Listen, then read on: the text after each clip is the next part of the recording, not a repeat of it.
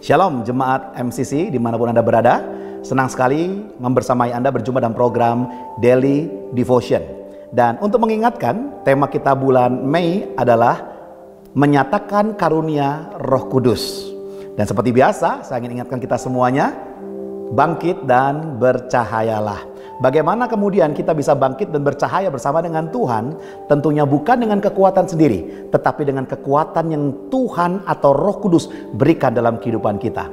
Bacaan Alkitab kita hari ini dari Kisah Para Rasul, pasal 10 ayat 44 sampai 48. Dan di situ kita membaca Petrus diutus Tuhan untuk melayani Cornelius, seorang perwira pasukan Italia dan keluarganya.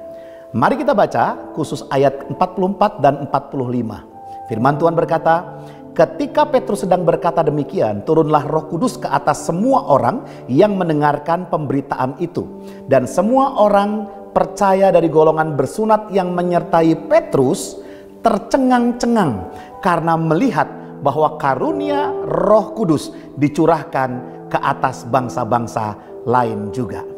Nah, dari pembacaan DBR hari ini ada 3 hal penting yang saya ingin sampaikan. Yang pertama, bahwa Roh Kudus bekerja bersama dengan firman Tuhan. Ketika firman Tuhan disampaikan, maka Roh Kudus bisa bekerja secara bebas. Mungkin Anda bertanya-tanya, Pak, saya tidak bisa menyembuhkan orang, saya tidak bisa mengubah hidup orang lain. Ketika Anda ngafe dengan seorang yang belum percaya kepada Tuhan, Anda bertemu dengan seorang yang sedang punya masalah dalam keluarga atau kehidupannya, jangan berpikir untuk bisa mengubah mereka. Biarkanlah Tuhan, Rohnya yang mengubah mereka. Tapi apa yang bisa Anda lakukan? Yang bisa Anda lakukan adalah menyampaikan kebenaran firman Tuhan. Sampaikan firman Tuhan. Tatkala Anda menyampaikan firman Tuhan, maka dikatakan Roh Kudus bekerja bersama-sama dengan firman itu. Yang kedua, Roh Kudus bekerja bagi orang yang mau mendengarkan firman Tuhan. Jadi ketika Anda menyampaikan firman Tuhan, seringkali ada orang yang menolaknya, ada orang yang bahkan tidak mau mendengarkannya.